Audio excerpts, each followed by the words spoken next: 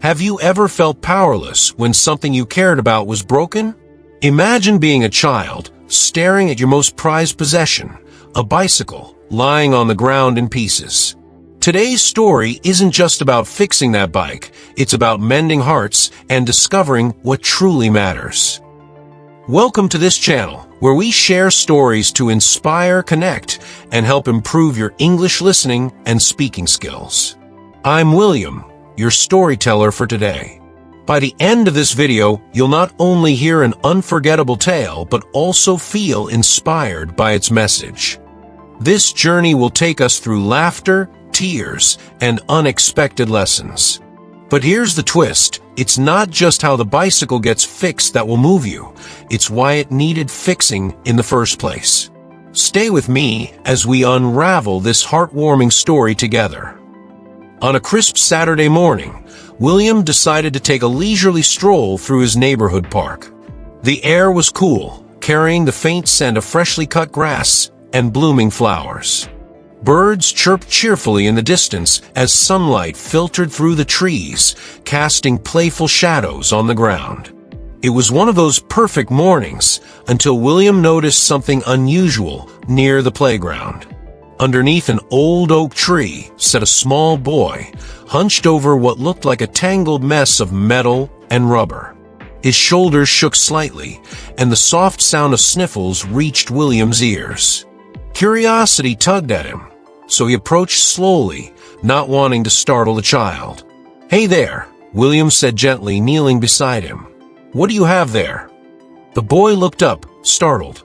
His eyes were red from crying, and his face bore streaks of dirt mixed with tears. He hesitated before answering, clutching the object tighter.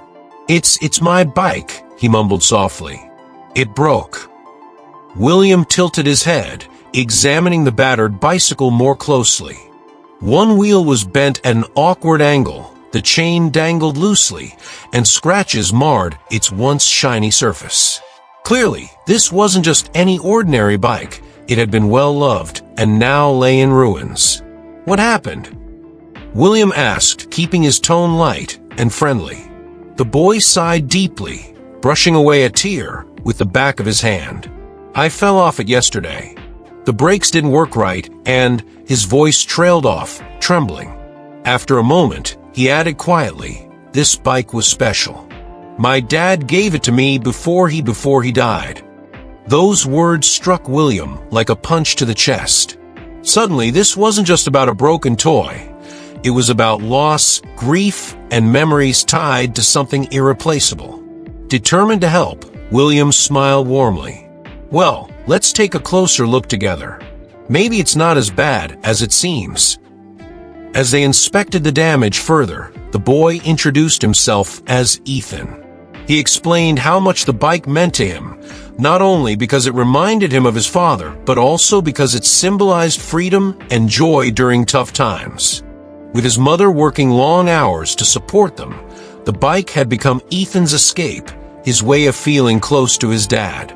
Ethan's voice cracked as he whispered, almost to himself, "I don't think anyone can fix it now." That sentence lingered heavily in the air. William felt a pang of sadness, but quickly masked it with determination. This wasn't just about repairing a bike anymore, it was about restoring hope for a grieving child. But as William examined the frame more carefully, reality hit hard. The damage was far worse than either of them had realized. Not only were the wheels warped beyond repair, but the frame itself had developed hairline cracks. Fixing it would require expertise and money that Ethan clearly didn't have. For the first time, William wondered if he'd bitten off more than he could chew. Just as despair began settling in, another child ran toward them, shouting excitedly, "Guess what? My dad knows everything about bikes." Could this stranger hold the key to solving Ethan's problem, or would their involvement complicate things even further? Ethan wiped his tears with the sleeve of his shirt as the other child, Lucas, as he introduced himself, grabbed his arm excitedly. "Come on," Lucas urged, tugging Ethan toward his house. "My dad can fix anything. He even built me a custom scooter last year." William glanced at Ethan, who hesitated for a moment. Clutching his broken bike tightly, Ethan finally nodded, though doubt still clouded his expression. Together, they followed Lucas through winding streets until they reached a modest home with a small garage tucked at the side. Tools hung neatly on pegboards, and the faint smell of grease lingered in the air. Inside the garage stood Mr. Thompson, a burly man with graying hair and hands stained black from years of tinkering. When Lucas explained the situation, Mr. Thompson raised an eyebrow skeptically. "A broken bike, huh?" he muttered, taking a closer look. His eyes narrowed as he inspected the bent wheels and cracked frame. After a long pause, he shook his head. "This bike's seen better days," he said bluntly. Ethan flinched, his grip tightening around the handlebars. Seeing the boy's crestfallen face, Mr. Thompson softened. Kneeling down to Ethan's level, he added gently, "But let's give a shot. Sometimes things aren't as bad as they seem." For the next hour, William watched intently as Mr. Thompson worked methodically, explaining each step to Ethan along the way. As he adjusted gears and tightened bolts, he shared stories about his own past. "I used to build bikes for my daughter when she was younger," he said wistfully. "She loved riding through trails and racing her friends. Now she's all grown up and moved away, but those memories stay with me." Mr. Thompson paused, running a hand over the rusted chain. "You know," he continued thoughtfully, "fixing something isn't just about tools or parts. It's about keeping memories alive. Every scratch, every dent, it tells a story." Ethan listened silently, his wide eyes reflecting both hope and uncertainty. For the first time since the accident, he began to believe that maybe, just maybe, his bike could be saved. Just as progress seemed within reach, disaster struck. While tightening one particularly stubborn bolt, the entire frame snapped clean in half. Everyone froze, staring at the now irreparable wreckage. Ethan gasped, his face pale with shock. It's ruined," he stammered, his voice barely above a whisper. William felt his heart sink. All their efforts had been for nothing, or so it seemed. Mr. Thompson sighed heavily, rubbing the back of his neck. "I'm sorry, kid," he said solemnly. "There's nothing left to salvage." Before despair could fully set in, however, Mr. Thompson paused mid-sentence, his brow furrowed in deep thought. Then, with a spark of inspiration lighting up his eyes, he added cryptically, "Unless." "What do you mean, unless?" Ethan asked eagerly, leaning forward. What solution could possibly exist for a bike beyond repair?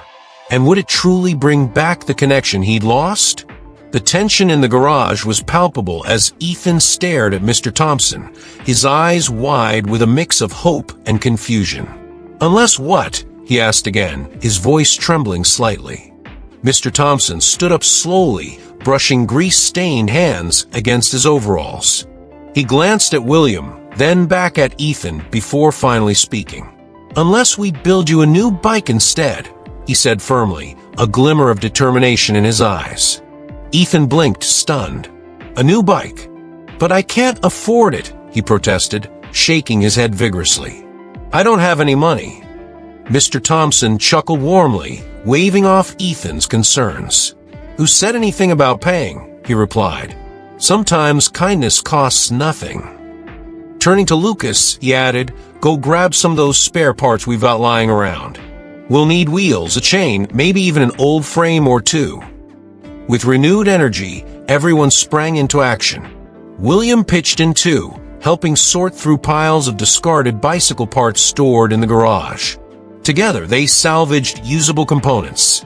Sturdy wheels from an abandoned cruiser, rust-free chains from a forgotten mountain bike, and a durable frame that still had plenty of life left in it. As they worked, William took the opportunity to learn more about Ethan's story. Between hammering sounds and the occasional clink of tools, Ethan opened up further. "My mom works so hard," he admitted quietly. "She has 2 jobs just to keep food on the table. She doesn't have time for fun stuff like this." His voice cracked slightly. "Dad always fixed things for us. This bike wasn't just transportation. It was how I felt close to him." William nodded sympathetically, understanding now why this project meant so much more than fixing a mode of transport. It was about mending not only the bike, but also Ethan's heart. At one point, Ethan picked up a small wrench and tried to help tighten a bolt himself. His hands shook nervously, but he persisted until the job was done. Looking up at William with pride shining in his eyes, he whispered, "Do you think Dad would be proud of me?" The question hung in the air, heavy with emotion. William smiled softly, placing a reassuring hand on Ethan's shoulder. "I know he would," he replied without hesitation. "He gave you this bike because he believed in you, and look how far you've come already." Despite their progress, challenges continued to arise. One wheel refused to align properly no matter how many times they adjusted it, and another part snapped under pressure, forcing them to start over. Yet, each setback only strengthened their resolve.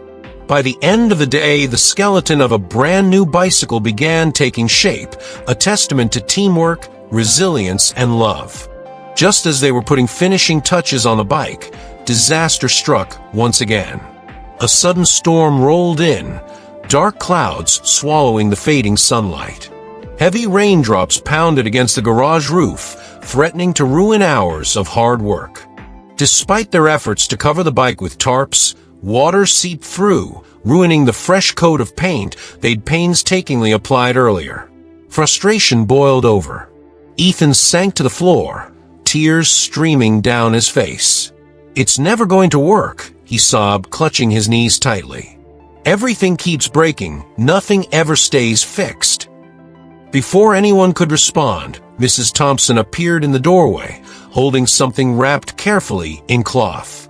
Her presence brought an immediate hush to the room. Smiling gently, she approached Ethan and held out the bundle. "Maybe this will cheer you up," she said mysteriously. "What is it?" Ethan asked hesitantly, reaching out to take the gift. What secret did Mrs. Thompson hold within that simple package, and how might it change everything? Ethan unwrapped the bundle carefully, his fingers trembling with anticipation. As the cloth fell away, he gasped in awe. Nestled inside was a pristine seat cover, its surface smooth and gleaming under the dim light of the garage. Embroidered delicately on the fabric were the initials E.T., a detail that made Ethan's breath catch in his throat. "This belonged to my son," Mrs. Thompson explained softly, her voice tinged with both sadness and warmth. "He loved cycling more than anything else. When he passed away years ago, this seat became a reminder of his joy, and now I'd like you to have it." Tears welled up in Ethan's eyes as he traced the embroidered letters with trembling hands. "But why me?" he whispered, overwhelmed by the gesture. Mrs. Thompson knelt beside him, placing a gentle hand on his shoulder. "Because I see the same love for bikes in your eyes that I saw in his," she replied. "And because sometimes sharing something precious helps heal wounds we didn't even know we had." Moved beyond words, Ethan hugged her tightly, gratitude swelling in his heart. In that moment, he realized this wasn't just about rebuilding a bicycle. It was about restoring connections, honoring memories, and finding hope in unexpected places. With renewed determination, everyone pitched back into action despite the storm raging outside. Using lanterns to illuminate their workspace, they worked tirelessly to finish the bike. William helped polish the newly aligned wheels, Lucas tightened every bolt with precision, and Mr. Thompson applied a fresh coat of paint once the rain subsided. By sunset, the gleaming bicycle stood ready, a masterpiece born out of teamwork, kindness, and resilience. As Ethan took his first ride on the new bike, the world seemed to blur around him. The wind rushed past his face, carrying whispers of laughter and memories long buried. He could almost hear his father's voice cheering him on, telling him how proud he was. For the first time in months, Ethan felt whole again, not because of the bike itself, but because of what it represented: love, perseverance, and the power of community. The next evening, Ethan returned to the park where William had first found him. This time, however, he wasn't alone. Clutching a box filled with homemade cookies baked by his mother, he approached William, Mr. Thompson, and Lucas, who had gathered there after hearing about Ethan's surprise visit. "Thank you," Ethan said simply, handing out the cookies one by one. His voice wavered with emotion, but his smile radiated pure gratitude. "You didn't just fix my bike, you fixed my heart." William watched as Ethan rode off into the golden glow of the setting sun, feeling a profound sense of fulfillment. It reminded him of something he'd forgotten, that the smallest acts of kindness can create ripples far beyond what we imagine. Each person involved in this journey had gained something too, whether it was healing old wounds, forging new bonds, or rediscovering the joy of giving. Later that night, as William walked home, he noticed something tucked under his car windshield wiper. It was a small note written in shaky handwriting. "Thank you for believing in me. Love, Ethan." Beneath the message lay a tiny charm shaped like a bicycle wheel, a token of appreciation that would stay with William forever. Sitting alone on his porch, William reflected on the events of the past few days. Was this really just about a bike? He mused aloud, gazing at the charm glinting in the moonlight. Or had each of them found something deeper, an answer to questions they hadn't known to ask? If this story touched your heart, please hit the like button below.